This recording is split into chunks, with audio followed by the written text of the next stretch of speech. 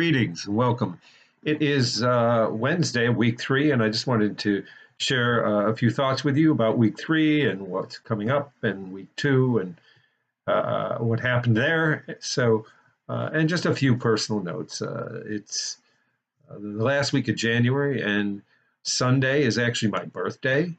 And yeah, I'm going to be a ripe 62 years old, and I will get up Sunday morning and drive from Fort Lauderdale down to Miami and run the Miami Half Marathon, because why not? I mean, I used to run a lot. I've run over 40 marathons, and I just can't think of anything I'd rather do on my birthday. I mean, you can always have a fancy dinner, you can always have some nice wine and so on, or go out and party when I was younger, but the chance to, run around Miami Beach with, 5,000 people in the morning and have some alone time and look at the ocean just sounds great to me. So I hope you are equally finding some peace and some space for yourself as we continue into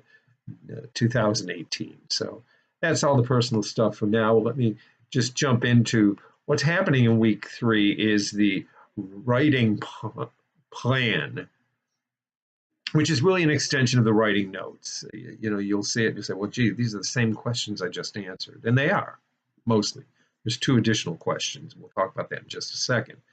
But generally, the idea is that if you have fully answered the questions in the writing notes in week 2, then you can spruce it up a little bit and hopefully add a little something to those, and they will suffice. If you check your grades, and if there was any area that you didn't score the highest score you could get in that area, then you want to go back and correct it. In a few areas that some people were a little perhaps weak or a little short on. Remember, when we ask for sources, we're asking for specific sources. You should, list the name of the article and the author. Don't just give a URL, because sometimes the URL doesn't tell the reader anything. Or if it's a website, give a complete, complete list of the source, and relate one source to one key point. That's what it's asking for.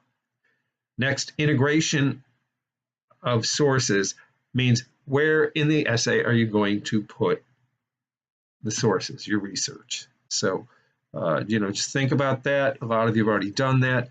I mean, it's kind of a focused question. How many places can you put research? You can put it in the introduction, you can put it in the body paragraphs, you can put it after each key point, you can put it in the conclusion, but I just want you to think. The whole point of the writing plan is to take the notes, expand on them, and think about the process. Visualize the entire process of completing the persuasive essay. And in that complete process, you should include the final parts of the process, and that is feedback, which you will receive from your peers, and revision. So talk about what happens after you've drafted that essay and gone back to revise it. So that's what we're looking for in those 2 questions. The other assignment, which is really kind of a big item assignment, is the annotated bibliography, or annotating your sources. And there's really 4 main requirements in this assignment. I mean, you need to have 3 sources. One of the sources has to be an opposing view from from your side of the argument.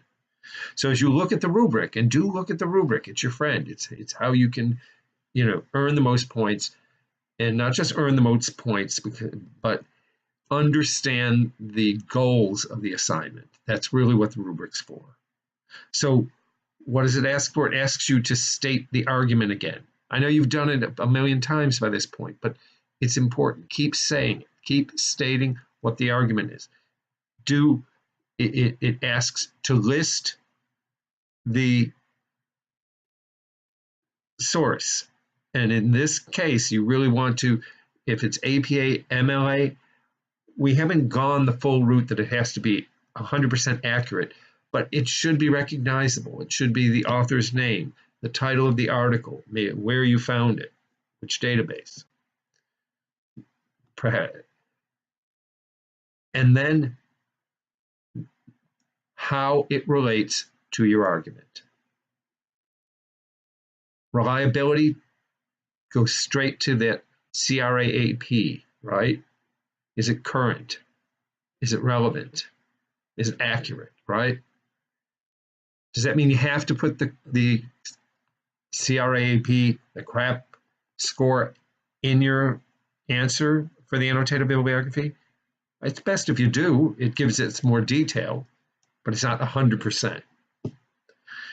Anyways, that's a kind of a quick, not so quick. I'm long-winded. I've been workshopping all day, so that's an overview of what's happening.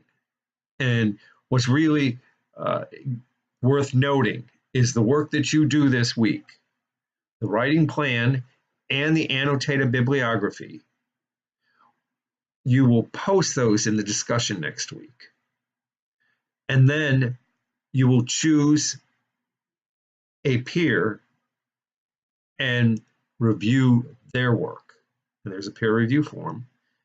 So, and these peer review, it's a high item stakes as far as grading.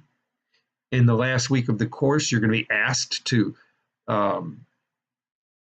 talk about how you use the feedback that you got in week 4 in a reflective essay.